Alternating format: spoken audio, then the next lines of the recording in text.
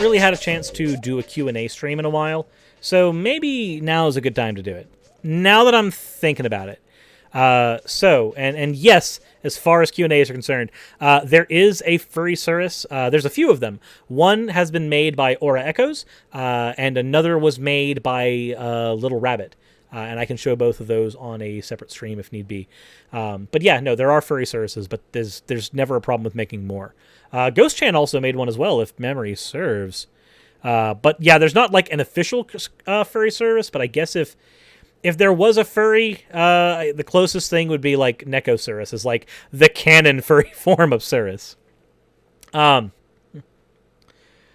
But I'm going into my Ask Suris section of my Discord, and I'm going to be answering questions from in that section. So the first one is from Princess Ryoko.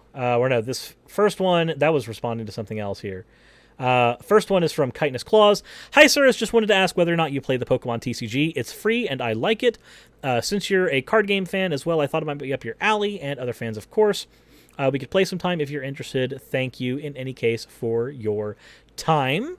So, the answer to that is off and on, I do play the Pokemon TCG. Generally speaking, though, if I'm playing a card game, I prefer playing it with the person in front of me, which has made COVID kind of a pain in the ass, not going to lie.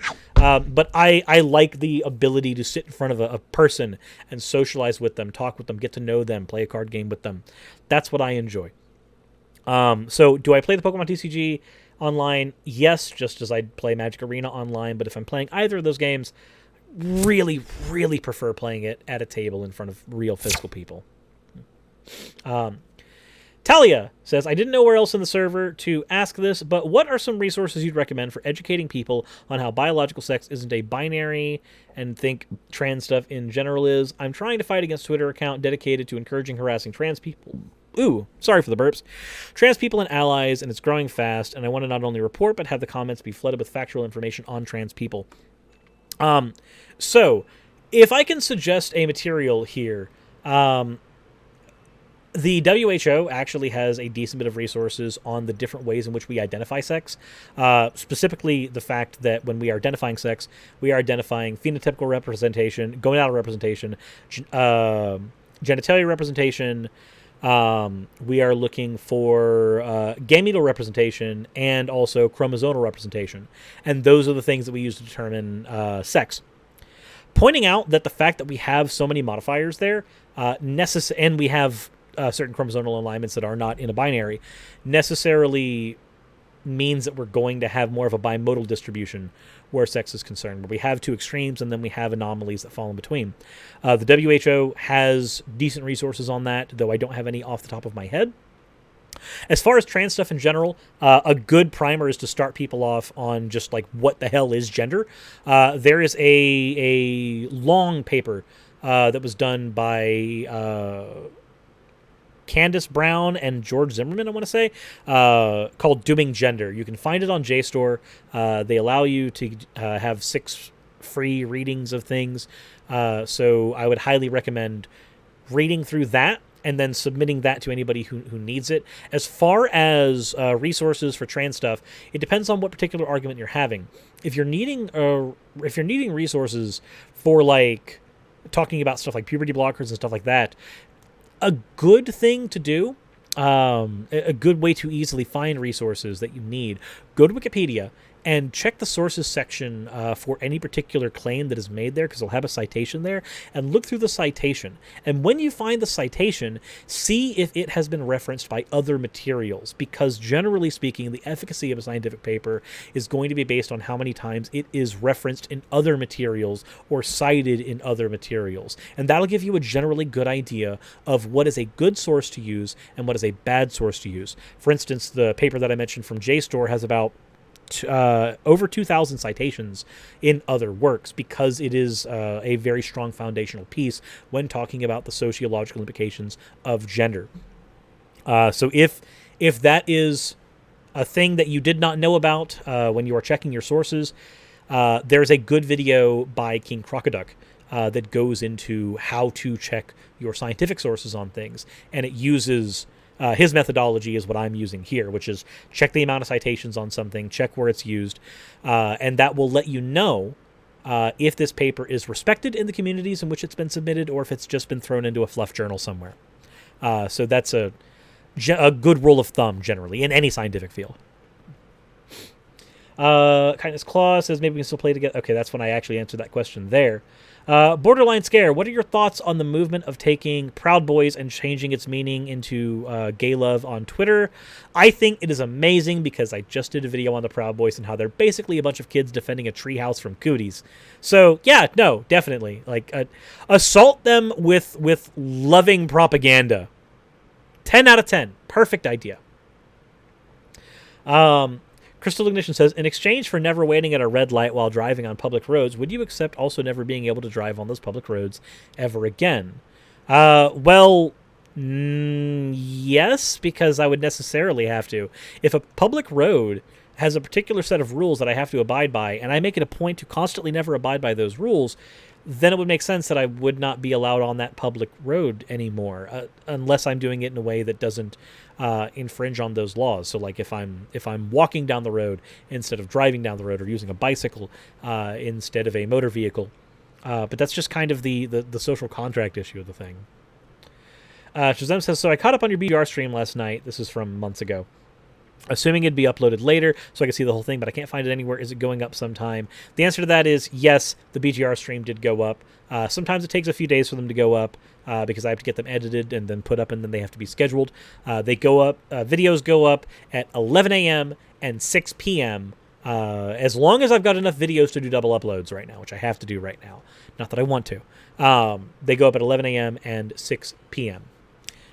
So yeah. It will be up. It just takes time, and that one is up. If all the presidents in the United States were thrown into a Hunger Games style ring, where they were the ages of themselves on their first day as president, and Grover gets a clone, who do you think would win?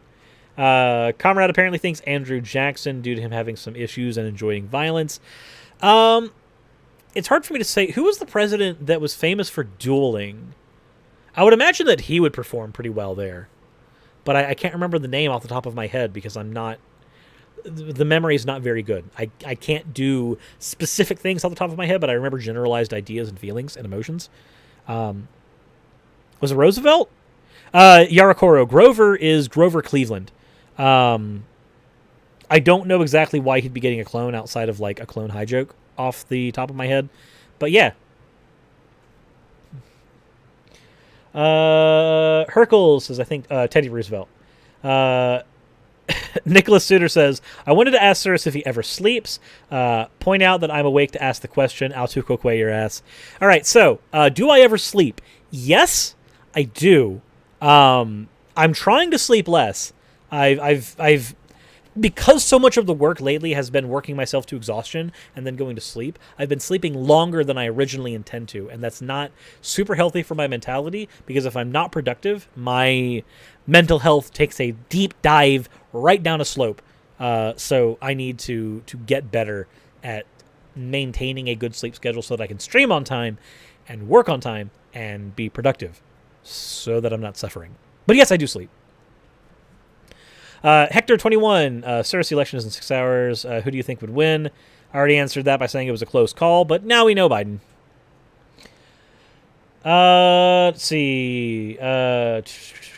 Kieran says, you did that fundraiser and Jack and Quill offered sketches for people who donated. What would you think of doing a fundraiser stream like that? Maybe we could get some artists together to offer similar stuff and thank the donors to give something tangible or something. If you think it's a good idea, I'd be down to contribute. I'll repeat the answer that I gave in the server. I wouldn't ask any artist to participate in that. If they wanted to, they could, but I wouldn't ask it, because the dollar amount that was required to fix the kitchen was skirting up at over $6,000. Like, that's a massive amount, and that's a massive amount of donations to try to ask artists to provide art for.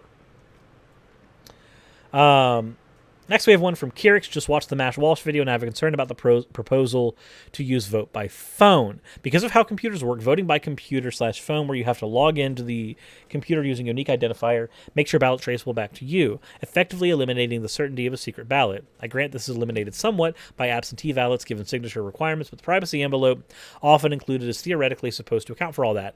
Are you concerned that such a system would allow for an unscrupulous users of the data stored on the computer to reveal how individuals voted? So I am worried about revealing of any private data. I'm worried about revealing how individual users voted, especially if you need to vote in anonymity, like if you're living with your parents and you go vote, and if you happen to vote in a way that is against what they particularly wanted, then you might have repercussions to you. I would imagine that would be an issue, but that would be an issue that would need to be... I would imagine that a government of the size of the United States should be able to create a system where that is not... impossible is the wrong word, but certainly is not easy to do, not something that somebody could do with any amount of gusto. So, is it a concern? Yes. Do I think it's a huge concern? It shouldn't be. Let's see here. Dirty Laundry says, "Hi, Jinglesaurus. I'm a fan of your shows. Hopefully I'm not breaking any rules here, but are you going to be playing Shadowlands?" And I'll answer again there. That's a huge maybe. I don't have the time, nor do I have the wherewithal or even the mentality to hop back into any version of WoW right now. Now EA says, "I wanted to ask a question about genocide, having watched an anime where I sided with those who were committing only to have it reversed.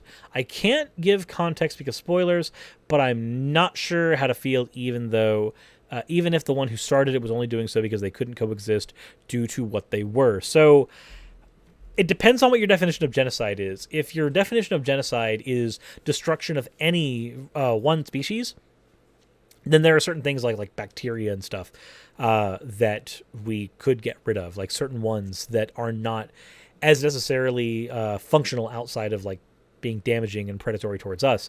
If they're talking about living sentient beings, though, and they can't coexist, it depends on what the framework of the show is. Why can't they coexist? Is it because they refuse to? Are they ideologically opposed? Or is it that these people are genetically unable to work in the same environment? And if so, why was genocide the option as opposed to trying to find suitable accommodations elsewhere, but they didn't have to live in the same environment? I know you're not giving context because spoilers are a thing, but I don't know. I will say this, though. If you're worried about you feeling sympathetic towards a villain or other person who ends up committing an atrocity in any given media, please remember that it is the job of a narrator, of a good storyteller, to have you empathize with the villain, or at least understand the villain's motivations if they're trying to create anything that is more substantial than a Saturday night cartoon villain or a Saturday morning cartoon villain.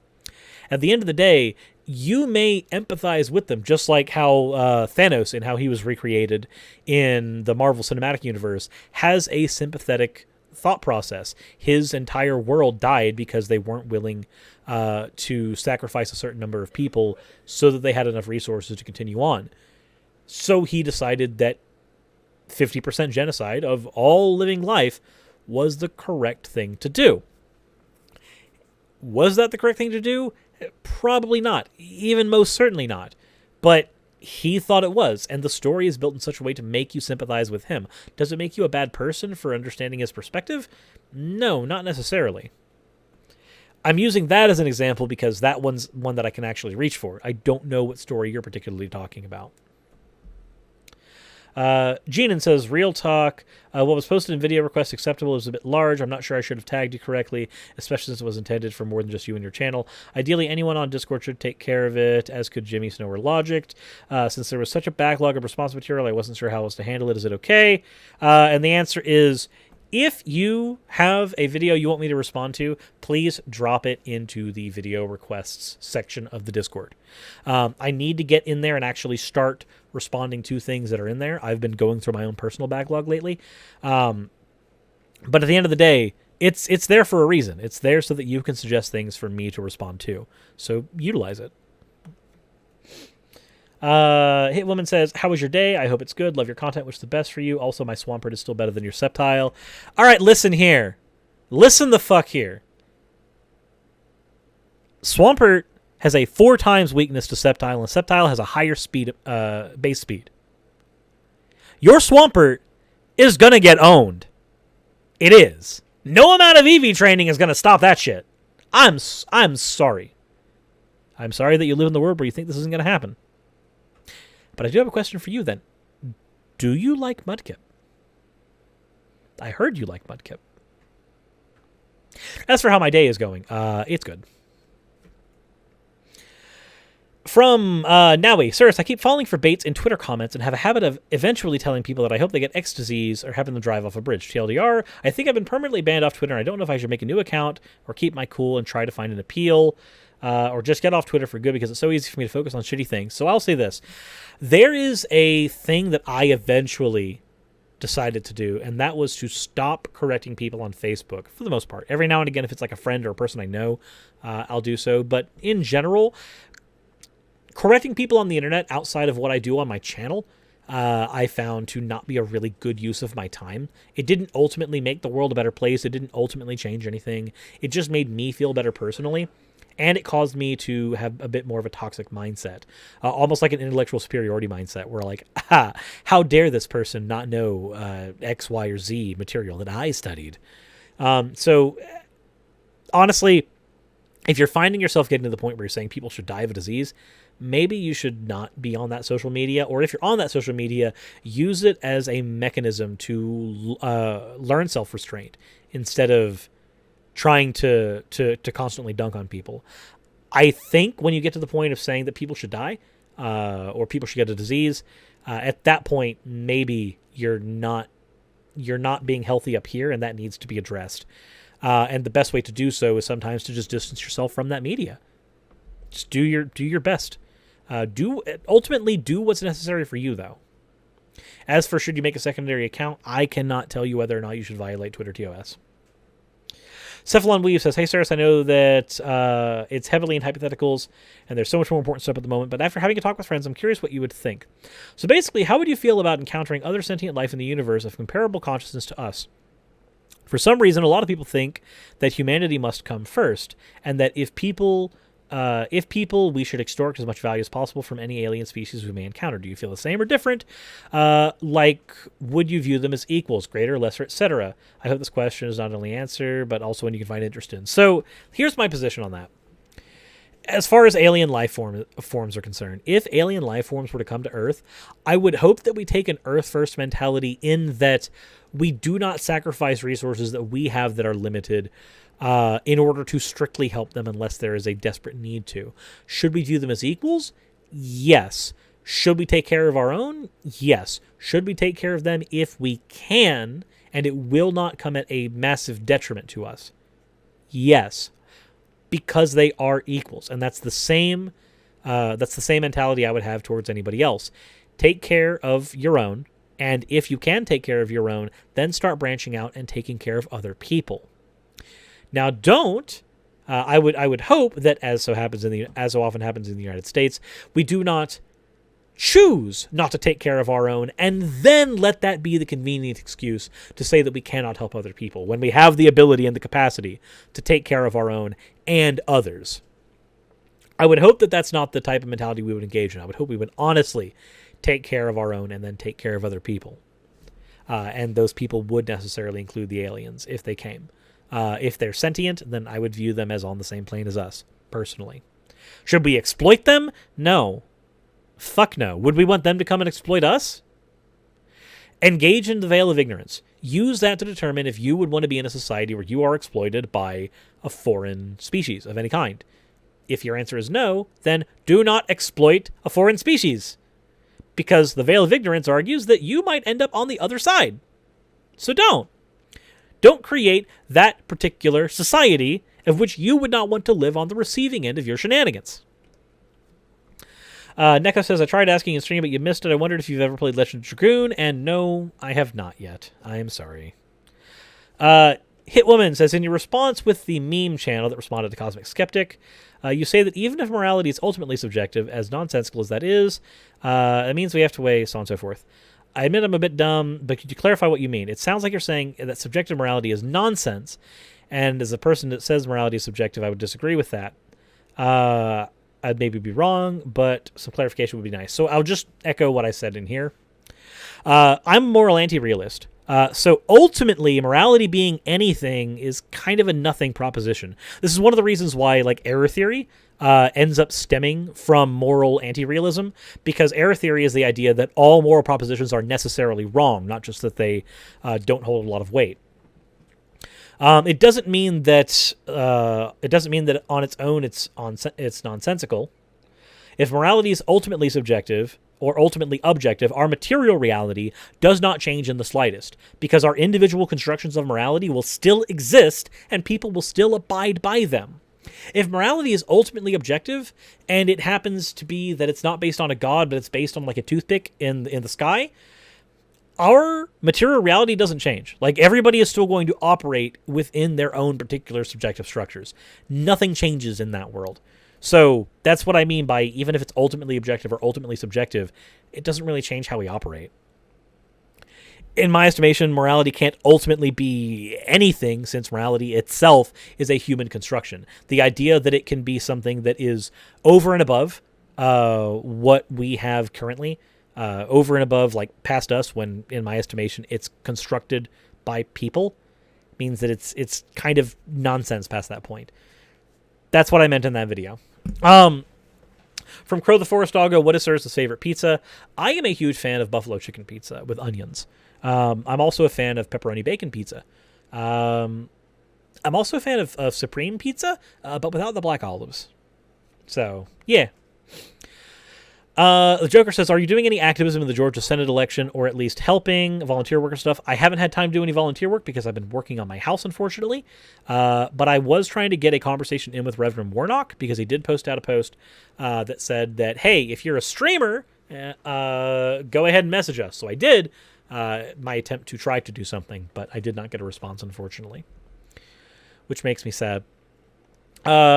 Gaius says, I saw your quote about the Cyberpunk 2077 epilepsy PSA and folks getting pissy about it.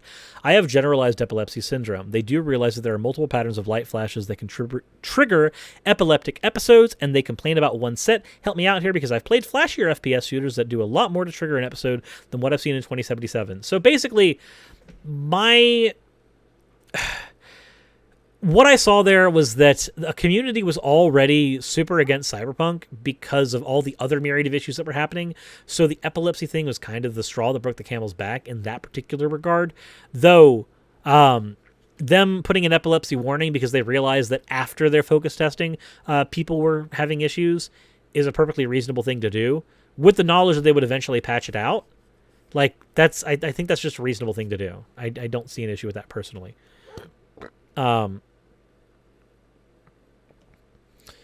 Deliberate Chemistry says, hey, in some of your earlier videos or Hammered Out, you talked about granting the premise. I'm trying to find more on this, but I can't find any sources on it. Do you know any? So granting the premise is not necessarily a philosophical concept. It is a concept in debate, argumentation. If you look up how you debate things like law, you'll find I don't remember if it's actually strictly called granting the premise. Granting an argument is one way that you would see it argued. But basically, the entire concept is, if your position is not contingent on the things that your opponent is arguing, then just grant the things your opponent is arguing. Because what happens is you end up disarming them.